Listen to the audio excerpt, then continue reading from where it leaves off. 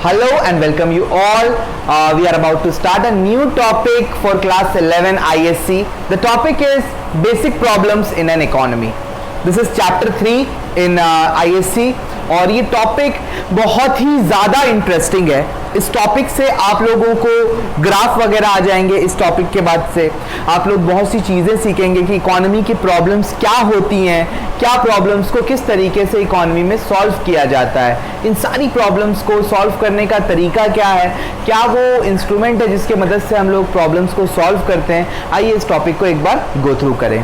तो basic problems हर economy की क्या है वो सेकेंड में हम लोग पढ़ते हैं. ये प्रॉब्लम्स होने के कारण क्या है पहले हम लोग ये जानते हैं. इकोनॉमिक्स में और आप लोग कोई भी किताब में हमेशा पहले प्रॉब्लम्स पढ़ते हो फिर उसके कॉजेज पढ़ते हो, बट ये जो टॉपिक है इसमें आप पहले कॉजेज पढ़ोगे कि जो इकोनॉमिक प्रॉब्लम्स आती है, इकोनॉमी मतलब कि देश में जो प्रॉब्लम्स आती हैं या एक जो कंजम्पशन प्रोडक्शन में जो प्रॉब्लम आती हैं, ये प्रॉब्लम आने के कारण क्या है. तो there are 3 basic causes for any problem in an economy. तो basic problems in an economy is our topic. मैं लिख देता हूं नाम, basic problems in an economy. The topic is very important.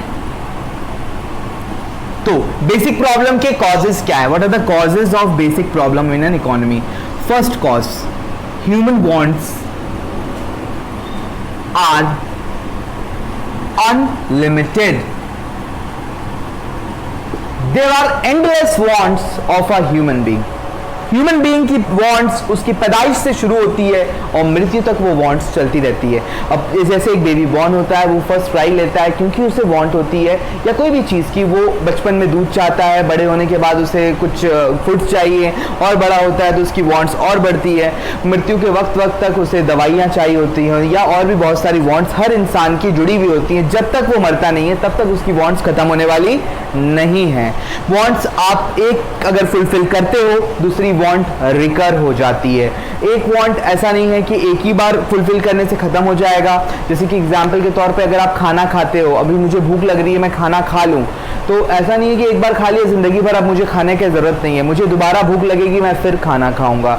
मैं एक मोबाइल फोन लेता हूँ 6-7 महीने के बाद, उससे मेरा शौक पूरा हो जाता है, अब मुझे नया मोबाइल फोन चाहिए, या साल भर के बाद मुझे एक नया फोन चाहिए. तो वांट्स रिकर होती है. कुछ वांट्स रिकर होती है विद इन एन आवर, कुछ वांट्स रिकर होती है विद इन फ्यू मंथ्स, कुछ वांट्स रिकर होती है विद इन फ्यू ईयर्स. तो रिकरिंग होती है वांट्स, एक के बाद एक वांट्स रिकर होती हैं, और हर वांट फुलफिल करना पॉसिबल नहीं है. क्यों पॉसिबल नहीं है? Because resources are limited. Resources are limited. जो उनको फुलफिल करेंगे रिसोर्सेज, आपके पास धन दौलत ये लिमिटेड है. आपके पास जो पैसे हैं अपनी वांट्स को पूरा करने के लिए वो लिमिटेड है. आपकी पॉकेट में या किसी के भी पॉकेट में जो पैसे हैं वो कभी अनलिमिटेड नहीं होती हैं. अगर पैसे अनलिमिटेड हो भी जाएं तो रिसोर्सेज जो हैं वो सब की इच्छाओं को पूरे तरीके से, दुनिया वाले लोग की सब की इच्छाओं को फुलफिल नहीं कर पाएगी. रिसोर्सेज जो साधन है वो लिमिटेड है. यानी कि human wants are unlimited but the resources are limited. Human wants are unlimited, resources to fulfill those wants are limited. And thirdly, ये resources की have alternative uses. यानी कि एक रिसोर्स से आप कई चीज कर सकते हो. मेरे पास 100 रुपए पड़े हुए हैं, उस 100 रुपए से मैं फोन भी एक मूवी भी देख सकता हूँ. उस 100 रुपए से मैं एक आपका कहीं पे स्नैक भी खा सकता हूँ. उस 100 रुपए से मैं हो सकता है एक प्लेट बिरयानी भी खा लूँ, या वो 100 रुपए से मैं अपनी बहुत सारी वांट्स में से कोई एक वांट को फुलफिल कर सकता हूँ. मैं हो सकता है एक सेल मार्केट से एक 100 रुपए की टी शर्ट भी खरीद सकता हूँ, या मान लीजिए मेरे पास 500 रुपए पड़े हुए हैं. 500 रुपए थोड़ा बड़ा अमाउंट है, आपको समझाने के लिए बता रहा हूँ. वो 500 रुपए से मैं कुछ भी कर सकता हूं, लेकिन मेरे पास ऑप्शंस है. या मैं अपनी एक टी शर्ट की वांट फुलफिल करूं, या मैं अपनी एक शर्ट की वांट फुलफिल करूं, या मैं एक रिस्ट वॉच की वांट फुलफिल करूं, या मैं अपने मोबाइल फोन का कोई नया कवर वगैरह ले लूं, या कुछ भी एक एक चीज, या कोई भी ऐसी चीज, कुछ लिमिटेड चीजें ही मैं अपनी रिसोर्सेज से फुलफिल कर पाता हूं.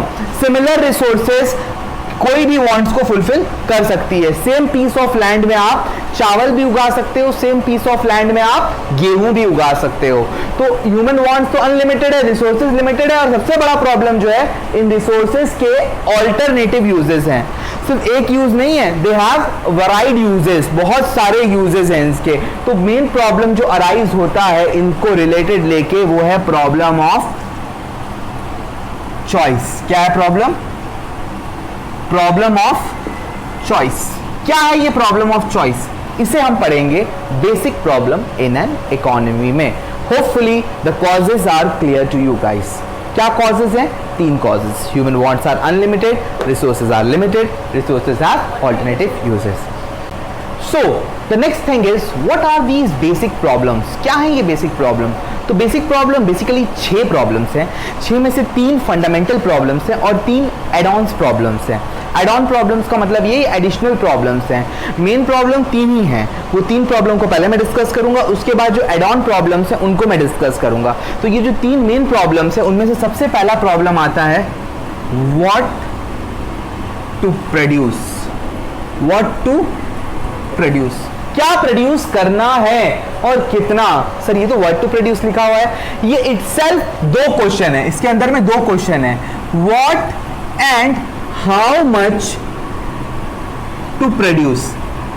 लिखा हुआ है सिर्फ व्हाट टू प्रोड्यूस, लेकिन ये बेसिकली अपने अंदर में ही 2 क्वेश्चन है, what and how much to produce.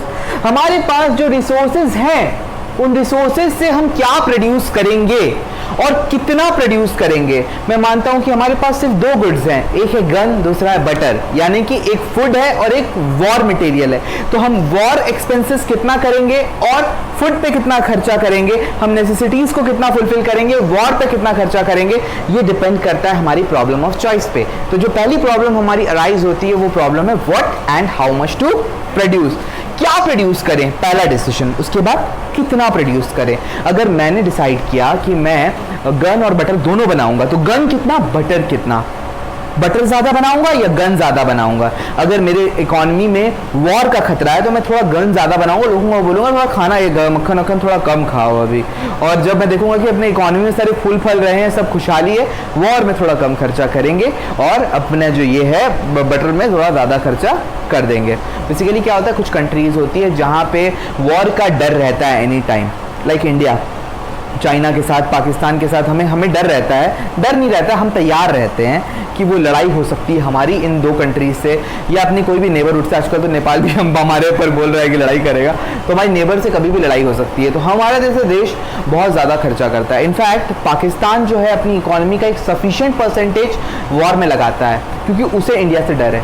Israel high percentage अपना वॉर एक्सपेंस में स्पेंड करता है, लेकिन कुछ कंट्रीज़ हैं लाइक आइलैंड, फिर उसके बाद आपका बहुत सारी ऐसी छोटी छोटी कंट्रीज़ हैं जहाँ पे ना पीस कंट्रीज़ बोला जाता है उनको, वहाँ पे हमेशा खुशहाली रहती है, वॉर से वॉर फ्री नेशंस है वो। तो ऑस्ट्रेलिया भी आ जाता है उसमें, ये वॉर फ्री नेशंस है। इन वॉर फ्री नेशंस में थोड़ा वॉर पे एक्सपेंसेस, वॉर डिफेंस पे खर्चा कम होता है और ये बाकी ख्वाहिशों को अपनी ज़्यादा अच्छे से पूरा कर पाते हैं। तो पहला प्रॉब्लम अराइज होता है हर इकोनॉमी के लिए, what to produce. But what to produce itself is how many questions, 2 question. First is what to produce, second is how much to produce. What is the second problem? The second problem is how to produce. हमने decide कर लिया कि हम क्या produce करेंगे, अब second problem arise होता है कि कैसे प्रोड्यूस करेंगे। सर प्रोड्यूस करने के लिए क्या है, मशीनों को लाएंगे, लेबर को लगाएंगे, प्रोडक्शन हो गया। बट याद रखिए 2 टेक्निक्स होती हैं। कितनी टेक्निक्स होती हैं? 2। पहली टेक्निक होती है लेबर इंटेंसिव टेक्निक और दूसरी होती है capital intensive technique. What is labour intensive technique and what is capital intensive technique? A technique where more labour is required and less capital is required is called labour intensive technique. ज्यादा मजदूर लगेंगे आपको, मजदूर आपको ज्यादा लगेंगे, machine आपको कम लगेगी। इस तरह की टेक्निक को बोलते हैं लेबर इंटेंसिव टेक्निक। जिस टेक्निक में ज्यादा मशीनें लगती हैं और लेबर्स आपको इक्का दुक्का में काम बन जाए उसको बोलते हैं capital intensive technique. If your country has high degree of unemployment then you must opt labour intensive technique. if your country has less amount of unemployment or you don't have more labor force in your hand, ज़्यादा लोग काम करने के लिए नहीं है आपके पास, then you must apply capital intensive technique. So basically there are two types of techniques. One is labor intensive, another is capital intensive. This is the second problem which every economy faces. The problem is how to produce, कैसे बनाया जाए. पहला question है क्या और कितना, दूसरा है कैसे. So these are two problems. What is the third problem? The third problem is for whom to produce. The third problem is for whom to produce. किसके लिए बनाया जाए, हैं? किसके लिए, इसमें क्या सवाल हो गया, ये क्या है कि किसी के लिए भी बनाइए ना आप, नहीं, ये मैटर करता है कि आप अमीरों के लिए बनाओगे या गरीबों के लिए बनाओगे, बुड्ढों के लिए बनाओगे या बच्चों के लिए बनाओगे, जवान के लिए बनाओगे या नॉर्मल जो ओल्ड सोसाइटी उनके लिए बनाओगे, आप डिफेंस वालों के लिए बनाओगे या नॉर्मल पब्लिक वालों के लिए बनाओगे, हाई क्लास के लिए बनाओगे या गरीब के लिए बनाओगे. ये सारे क्वेश्चंस अराइज होते हैं इकोनॉमी में, किसके लिए प्रोडक्शन किया जाए. इसमें डिसीजंस कैसे लिया जाता है वो आगे बताया जाएगा. बट प्रॉब्लम तीन फंडामेंटल प्रॉब्लम है. What to produce, how to produce, for whom to produce. क्या, कितना बनाएं, कैसे बनाएं, किसके लिए बनाएं. ये तीन क्वेश्चन फंडामेंटल प्रॉब्लम है. हर इकोनॉमी ये तीन प्रॉब्लम फेस करती है. इसके साथ, इन तीन प्रॉब्लम के साथ 3 एड ऑन्स हैं. 3 एड ऑन्स मतलब 3 एडिशनल है. ये फंडामेंटल में नहीं आती है लेकिन ये बेसिक प्रॉब्लम है.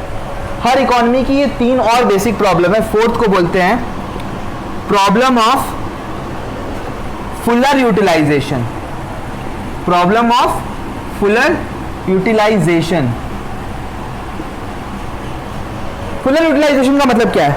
देखिए, आपके पास मजदूर हैं लेकिन आप उनको यूज नहीं कर रहे हो, अनएम्प्लॉयमेंट है आपके नेशन में. This is the problem of fuller utilisation. Resources पड़ी हुई हैं लेकिन आप उनको माइन नहीं कर पा रहे हो. कोल है आपके पास लेकिन कोल को आप यूज नहीं कर पा रहे हो. This is called problem of fuller utilisation. You must use your resources to the fullest level. पूरा आप इस्तेमाल करो और आपको जो मैक्सिमम प्रोडक्शन मिलेगा उसे कहते हैं फुलर यूटिलाइजेशन का ऑप्टिमम यूज, बेस्ट यूज. और पूरा तरीके से आप यूज करोगे अगर रिसोर्सेज को, तभी आपको हाईएस्ट अमाउंट ऑफ प्रोडक्शन मिलेगा. तो what is the fourth problem? The problem is problem of fuller utilisation. The next problem is problem of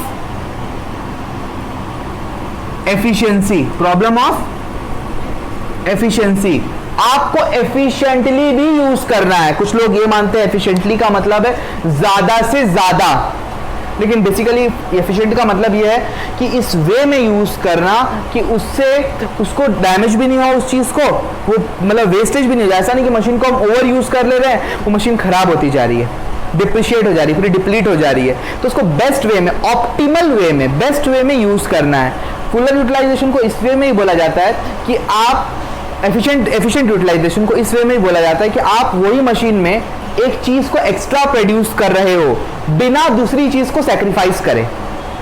मान लो मैं 4 एप्पल और 5 बनानास बिक्री कर रहा हूं और मैं या प्रोडक्शन कर रहा हूं 4 एप्पल और 5 बनानास, तो मैं 5 एप्पल प्रोड्यूस कर रहा हूं लेकिन मेरा बनाना का जो प्रोडक्शन है वो कम नहीं होना चाहिए. बनानास वहीं का वहीं रहना चाहिए, एप्पल्स इंक्रीज हो जाना चाहिए, या बनानास इंक्रीज हो जाना चाहिए, एप्पल एटलीस्ट वहीं का वहीं रहे. बढ़ जाए तो अच्छी बात है, अगर बढ़ नहीं भी रहा है तो ये वहीं का वहीं रहे. इसे कहते हैं एफिशिएंट यूटिलाइजेशन. तो दीज आर 3 प्रॉब्लम एंड ये 2 बेसिक फंडामेंटल एड ऑन्स है. एक और प्रॉब्लम है एड ऑन का, वो है प्रॉब्लम ऑफ इकोनॉमिक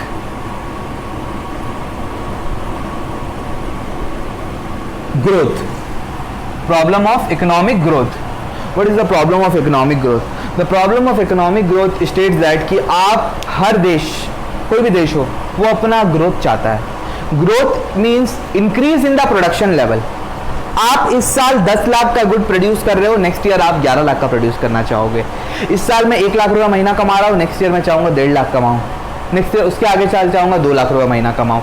तो ये जो है इंसान की थॉट बढ़ती जाएगी. This is called growth. When you can produce more amount of goods, when you can accumulate, when you can add up, when you can aggregate total amount of income in a higher proportion than the previous year, it's called growth. आप previous year से अगर इस साल में ज्यादा grow कर रहे हो, ज्यादा प्रोडक्शन कर रहे हो, दिस एक्टिविटी को हम लोग बोलते हैं ग्रोथ। ग्रोथ कंटिन्यूसली होता है, एक साल नहीं, कंटिन्यूसली अगर आप देखो तो उसको ग्रोथ बोलते हैं। प्रोलॉन्ग पीरियड में चलता है, ये चलते जाता है चलते जाता है चलते जाता है, कंटिन्यूसली आपकी प्रोडक्शन बढ़ती जाती है 2%, 4%, 5%। इसको बोलते हैं, कुछ लोग न्यूज़ चैनल में आप देखे होंगे कि हमारे देश में 7% की जीडीपी ग्रोथ हुई है। GDP means amount of goods produced. तो गुड्स प्रोड्यूस को जब मनी वैल्यू में लिया जाता है उसे जीडीपी कहते हैं। जीडीपी जो इंक्रीमेंट होता है that is the problem of economic growth. तो हर इकोनॉमी 6 बेसिक प्रॉब्लम को मीट करती है। What to produce, how much to produce, how to produce, for whom to produce, problem of fuller utilisation, problem of efficient utilisation and the problem of economic growth. In this 6 these 3 are fundamental and these 3 are add-ons problem. Basically ये 3 problem fundamental होती हैं और ये 3 add-on होती हैं। सारी basic problem of an economy है। Hopefully आप लोग को ये टॉपिक यहाँ तक तो अभी समझ में आ ही गया होगा। अब बात आती है, ये प्रॉब्लम को सॉल्व कौन करता है? हर इकोनॉमी अपने ढंग से सॉल्व करती है, बट एक इंस्ट्रूमेंट है, उस इंस्ट्रूमेंट को कहा जाता है प्रोडक्शन पॉसिबिलिटी कर्व। क्या है ये प्रोडक्शन पॉसिबिलिटी कर्व जिसके मदद से ये प्रॉब्लम्स को सॉल्व किया जाता है? आइए उससे हम लोग डिस्कस कर लें।